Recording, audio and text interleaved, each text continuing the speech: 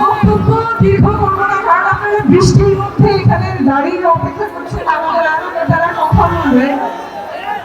শুধু এইটুকুই বলবো যে আমরা দেশভক্তি জুলাই পদযাত্রায় প্রত্যেকটা জেলায় যাচ্ছি এবং আপনাদের ভালোবাসা পাচ্ছি।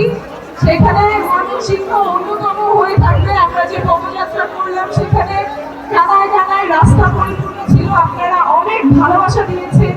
আপনাদের যে লোকাল নেতা আছে, স্থানীয় আছে, তারা অনেক সমস্যার কথা বলেছে। যদিও বিভাগীয় শহর, তারপরেও ময়মনসিংহ বঞ্চিত ছিল।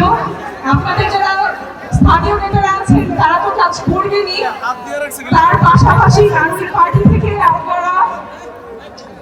আমরা যে বিচার এবং সংস্কারের কথা বলছি, সেই বিচার এবং সংস্কারে আমরা আপনাদেরকে পাশে পাবো। আমাদের সন্তানেরা যেই কারণে রাস্তায় নেমেছিল, গুলি উপেক্ষা করে, পুলিশের ভয় উপেক্ষা করে, সেই সংস্কার যাতে আমরা আনতে পারি, এটা যাতে শুধুমাত্র ক্ষমতার পথ পরিবর্তনে সীমাবদ্ধ না থাকে, আসলেই যাতে সংস্কার হয়।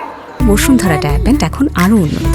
এই হট এয়ার থ্রো টপশিট দ্রুত শোষণ করে সোনামণিকে দেয় কোমল অনুভূতি। দেশটা যাতে সকল নাগরিকের হয়, সকল প্রতিষ্ঠান যাতে বাংলাদেশের নাগরিকের জন্য কাজ করে, কোনো পক্ষ, কোনো দল, কোনো পরিবারের না হয়ে বাংলাদেশের সকল নাগরিকের জন্য যাতে রাষ্ট্রীয় প্রতিষ্ঠানগুলো কাজ করে, সেই নিমিত্তে আমরা কাজ করব। এবং সেই জন্য আমাদের প্রয়োজন একটা নতুন সংবিধান। সেই নতুন সংবিধান আমরা গণপরিষদ নির্বাচনের কথা বলছি, যাতে করে নতুন সংবিধান একটা টেকসই মাধ্যমে আমাদের কাছে আসে।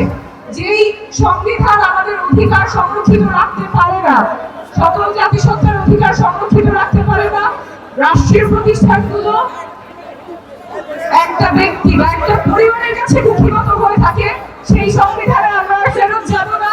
আমরা নতুন সংবিধান আনবো যেখানে রাষ্ট্র হবে বাংলাদেশের নাগরিকের। সেই সংগ্রামে আমরা ময়মনসিংহবাসীকে পাশে পাবো।